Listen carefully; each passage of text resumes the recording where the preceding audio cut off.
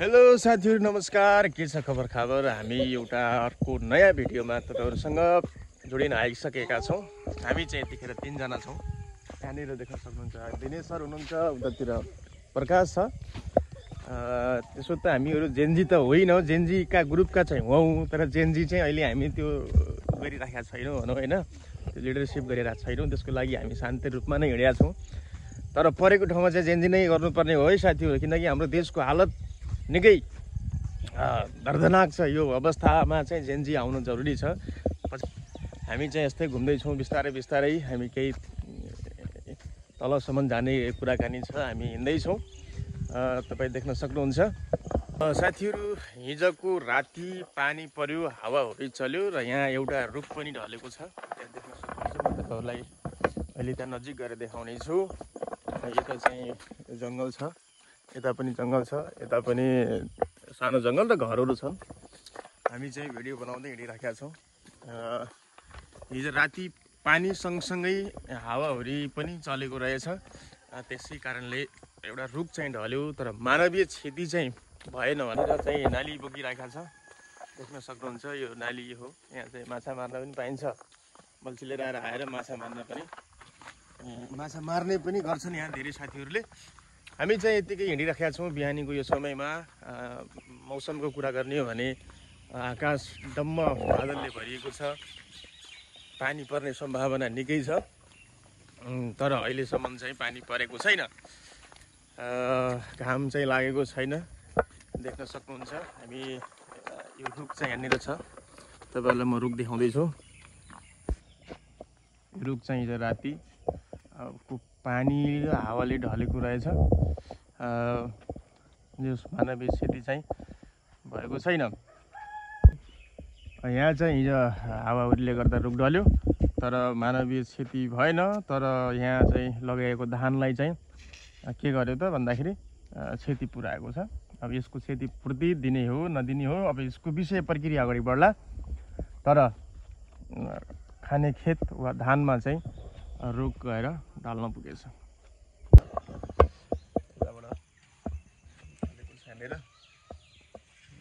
बुङ्गुरको खोरहरू छ, धानहरू लगाउनु भएको छ, निकै राम्रो छ धान। बुङ्गुरको खोर देख्न सक्नुहुन्छ साथीहरु। बत्ती गएको छ त।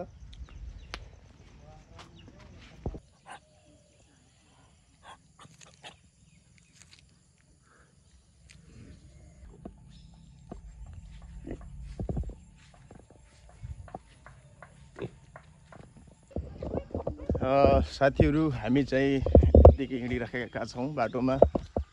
देख्न सक्नुहुन्छ हामी चाहिँ निकै रमाइलो छ। बिहानको समय एकदमै आनन्द खालको वातावरण छ, बाहिरको दृश्यहरू। हामी चाहिँ यहाँ साथीहरु 3 जनै छौं। 3 जना साथीहरु मजासँग हिँडिराख्नु भएको छ। यहाँ वनको चौकीदार पनि हुनुहुन्छ। तपाईको ड्युटी 5 बजे हो र?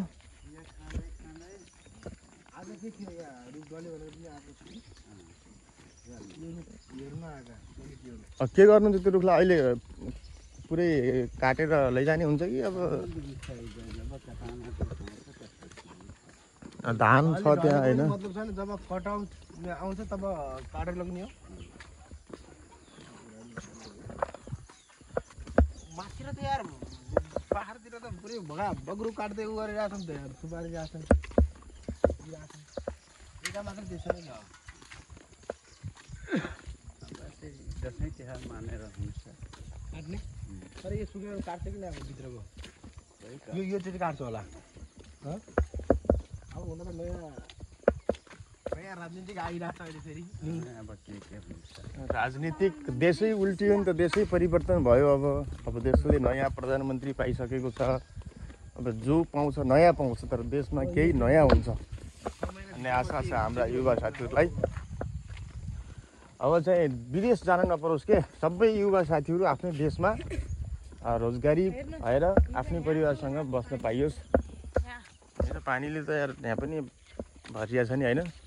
यति माथिसम्म आहा पानी अझै बग्दैछ पानी। पुरै यो पुरै भरेर थियो। यो पुरै भरेर पुरै भरिया होइन ओके माहौल त्यतिखेर माहौल खतरा हुन्छ होला यहाँनिर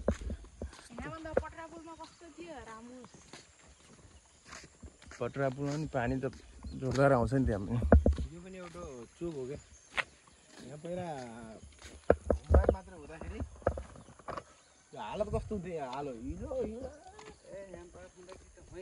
यहाँ पहिला के है हिलो कस्तो हुन्थ्यो यहाँ अहिले यो पानी तपाईँको सक्क जान्छ क्या पनि है हेर्न सक्नुहुन्छ हिजो रातिको पानी यो बनगाईको तल यो के भन्छ यो ढलानमा पनि यसरी पानी आएको छ पुरा पानी भरिया थियो राति चाहिँ अझै धेरै भएको अनुमान गर्न सकिन्छ भने अहिले चाहिँ घटेर कम भएको छ तर गाउँमा चाहिँ त्यस्तो क्षति चाहिँ भएको छैन पानीले त्यति ठुलो असर गरेको चाहिँ छैन जे होस् पानी चाहिँ अलिकता धेरै नै आएको चाहिँ हो यो चाहिँ बनगाईको पुल हो बनगाई र सिमरुवा जोड्ने पुल यता पनि पुरा पानी छ हमेसा पानी त भइरहेको छ प्राय जसो तर अलि धेरै मात्रामा चाहिँ पानी अहिले चाहिँ छ पानी तपाईँ यता जब्दुवाको यतातिर तपाईँहरूको ठिक छ यो पुरै है यो पनि हो हुन त अब के भन्ने बस्ती यो चाहिँ बनगाई र सिमरुवा चाहिँ जोड्ने पुल हो यो जङ्गल छ जङ्गलमा चाहिँ बाघहरू पनि आउँछ बेला बेलामा कहिले कसो यहाँ बाघहरू आएर बाख्राहरू मार्ने पनि गरेको छ मानवीय क्षति चाहिँ भएको छैन तर केही समय पहिला चाहिँ मान्छेलाई पनि मान्छेमाथि पनि बाघले आक्रमण गरेको थियो तर अहिले चाहिँ त्यति देखा परेको छैन यो चाहिँ जङ्गल हो यो जङ्गलबाट बाघहरू बेला बेलामा देखा पर्ने चाहिँ गर्छ है साथीहरू अलि सचेत बस्नु होला बनगाई र सिमरुवाको बिचमा हामी छौँ हामी बर्दियाबाट यो भिडियो बनाउँदैछौँ तपाईँहरूको लागि है त ठिक छ बाँकी अर्को भिडियोमा हामी तपाईँहरूसँग भेट्नेछौँ यो भिडियोबाट हामी छुट्टिन चाहन्छौँ हस् धन्यवाद थ्याङ्क यू सो मच